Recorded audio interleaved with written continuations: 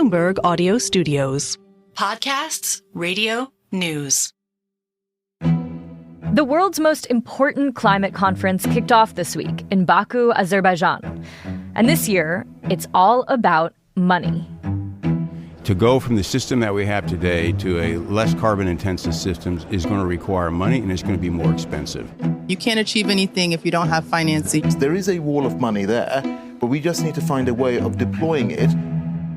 That was Darren Woods, the CEO of Exxon, NGO lawyer Jacinda Njike, and former UK Minister Alok Sharma.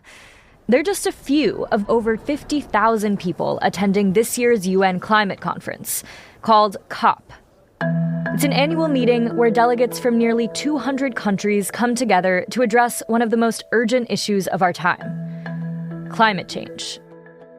At last year's COP, members laid the groundwork to transition away from fossil fuels and to reach net zero by 2050. So this year, they need to decide who's going to pay for that transition. It's labeled the Finance COP. Akshat Rathi is a senior climate reporter for Bloomberg and the host of the Zero podcast. This is the fourth COP he's attended.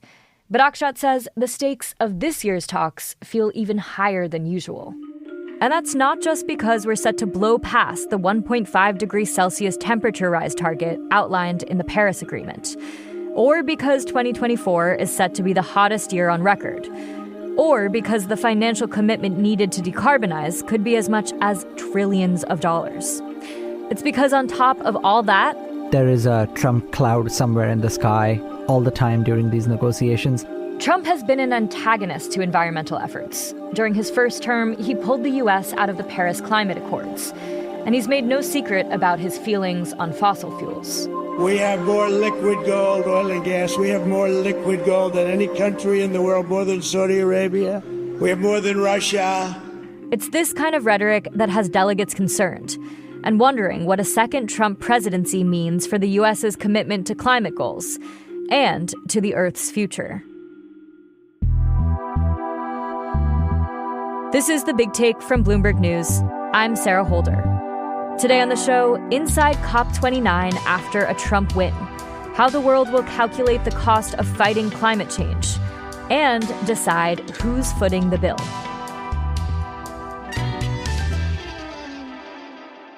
Akshat Rathi has been on the ground in Baku since COP29 kicked off there earlier this week. He's trying to get the pulse on how negotiations over climate financing are going and how global tensions are influencing the talks. So he's speaking to people there, from vegan activists. And we are here to promote veganism because this is the solution for global warming. Your Excellencies. To Mukhtar Babayev, the oil executive who's currently the president of COP. Welcome to Azerbaijan. Welcome to COP29. That's Babayev at COP's opening ceremony in his home country of Azerbaijan, a location that's been raising some eyebrows. Azerbaijan is a petrostate. 90% of its exports are oil and gas. Isn't that a tension? Certainly, but it's also part of the process. You want even the countries that have fossil fuels to be a part of climate action because it's a global problem and every country has to do its bit. The negotiations happening at this year's COP revolve around what responsibility the country's richest economies have to help smaller economies adapt to a warming world. And by the time COP29 is over, there are two main things that delegates need to decide. The first one is called Article 6, and it's about creating a carbon market where, say, a country like Indonesia, which has a lot of forests, could be producing carbon credits and be selling them to Norway, which produces a lot of oil and has emissions. That would allow money to go to Indonesia, which it could use to try and move its energy transition faster. That got signed off, at least half of it, on the very first day of COP, and maybe countries and companies will start to buy carbon credits from these countries.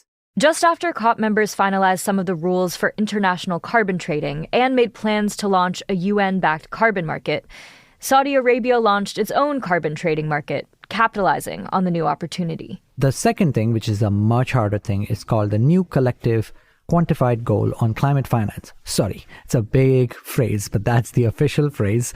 And all it means is what will rich countries contribute towards helping poor countries reduce emissions, adapt to the warming that's already been caused. Because without that money, those countries could not develop as much renewable energy and might end up fossil fuels, which will exacerbate the problem. And the number, which is going to be in the hundreds of billions of dollars or trillions of dollars, is what is at the heart of the contention over the 2-week period. Well, how do they decide how much responsibility each country has to shoulder? There is no simple math here. It's not like you put out a ton of emissions, so you are going to have to pay so much money. It is very much the hard work of diplomacy. You look at the science, you say clearly rich countries have done the most. Now you should start to show how you can help poor countries manage that. Rich countries will say, look, we are having problems back at home. There's a cost of living crisis. Whatever the reasons might be, those countries will have to make those excuses, and then there will be a fight. And that fight actually happens in like really boring text, legal text, but boring text for, poets or literature readers, but very important text. And the final thing is, this is a very weird experiment because the COP process only works by consensus. That means all countries, not a single country can disagree. All countries have to agree. Only then you get a deal at the end. What about the private sector? How much of the responsibility will they take on? The private sector is not directly involved in these negotiations. It's very much a UN process. But because the energy transition and all these climate goals is trillions of dollars of investments annually, there is no way that happens without the private sector participating. That's why at every COP, we get not just government ministers, but also company CEOs coming.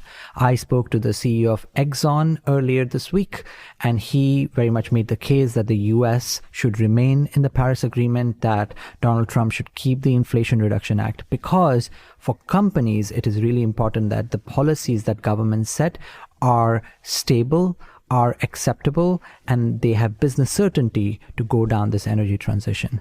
So private sector doesn't play a direct role, but it plays a central role in delivering the goals.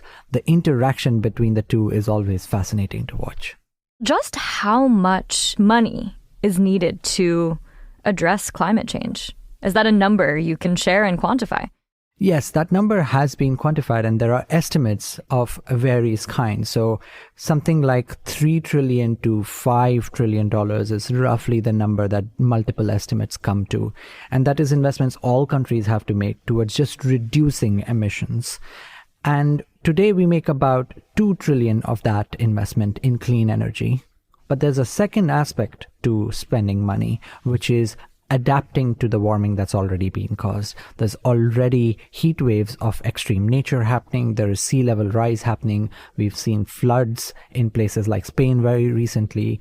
There are droughts in other regions, and those all have money figures attached from the impacts. But there could be projects you could build, like managing the flow of a river or a seawall, that would allow you to avoid the impacts coming your way. And that number can be in the hundreds of billions of dollars every year. So all of it is a large sum, but it is always worth remembering, if we don't spend this money now, we will have to spend even greater sums dealing with climate impacts. After the break, the Trump question: how the US's president-elect could get in the way of global climate progress at future COPs and beyond.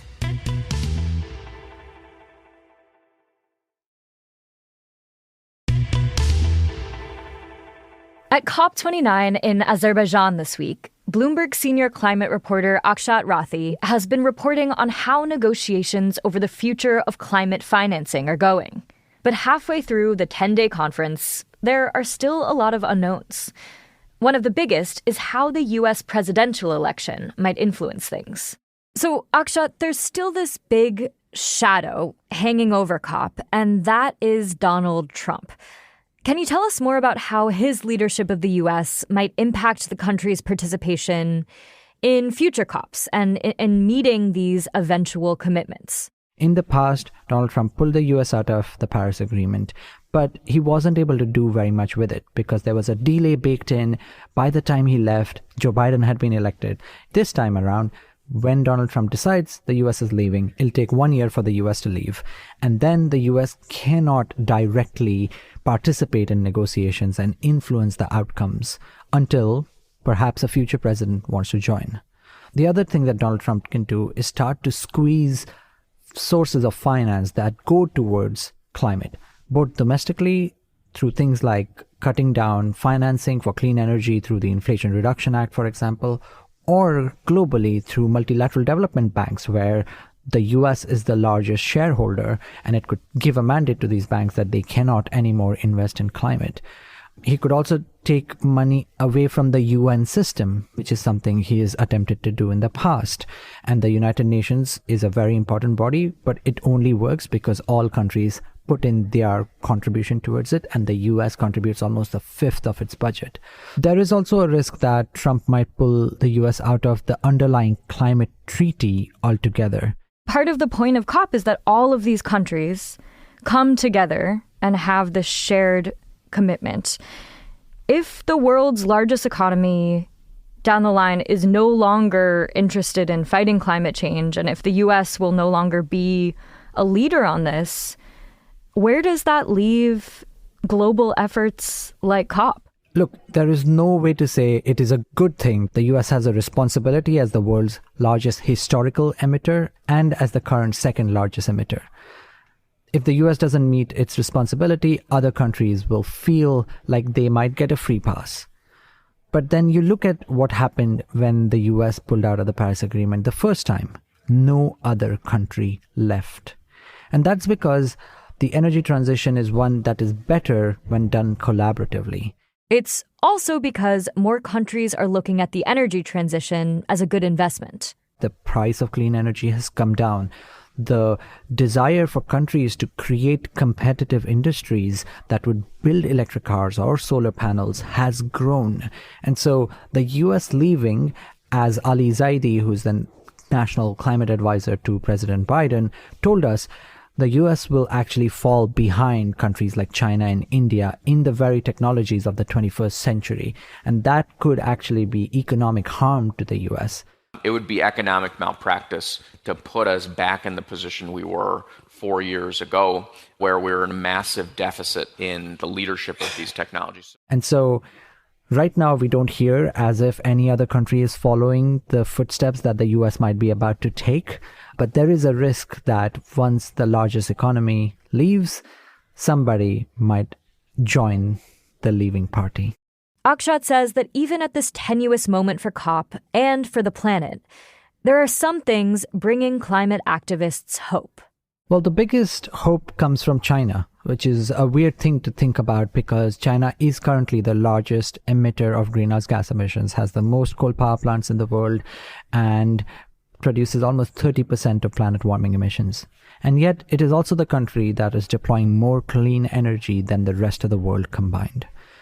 But I also get hope from other countries like India and Brazil and even Kenya, smaller economies that see the potential for building clean energy as the route to prosperity, not just because it will help reduce climate change, but also because they will find ways to turn that clean energy into economic growth that will bring prosperity to their own people. And that perhaps is the most hopeful note you can take when we are almost certainly going to be facing many more and more intense climate impacts over the next years. And Akshat, we've also been circling some of the challenges facing COP, the tensions that are playing out beneath the surface, the disappointments or the knowledge that more work has to be done after past COPs. So I guess I'm just curious, how much does this conference matter? Why is it important to keep convening every year and hashing this out? Well, climate change is a global problem. It affects every country, everywhere. It is caused by every country, everywhere, just not proportionally, because greenhouse gas emissions, once emitted, go into the atmosphere and stay there. And thus, there has to be a global forum to address a global challenge. And as frustrating as COPs are, as long as COPs are, I find the event one of hope because it forces all these people to come together. When I walk through the COP venue, I see people wearing all sorts of dresses, speaking all sorts of languages, and there is no other place on earth that I think you can experience that level of diversity and that level of realization that we are all in it together. COP29 officially ends on November 22nd, but it could take longer to reach a deal. This is The Big Take from Bloomberg News. I'm Sarah Holder. For further coverage of COP29 and more reporting from Akshat, head to Bloomberg.com or the Zero podcast feed, where you can also hear Akshat's interview with Exxon CEO Darren Woods. This episode was produced by Jessica Beck and Adriana Tapia, who also fact-checked this episode. It was mixed by Alex Sugiura. It was edited by Stacey Vanek-Smith and Emily Buzo. Special thanks to Maithili Rao. Our senior producer is Naomi Shavin. Our senior editor is Elizabeth Ponso. Our executive producer is Nicole Beamsterboer. Sage Bauman is Bloomberg's head of podcasts. If you like this episode, make sure to subscribe and review The Big Take wherever you get your podcasts. It helps people find the show. Thanks for listening. We'll be back next week.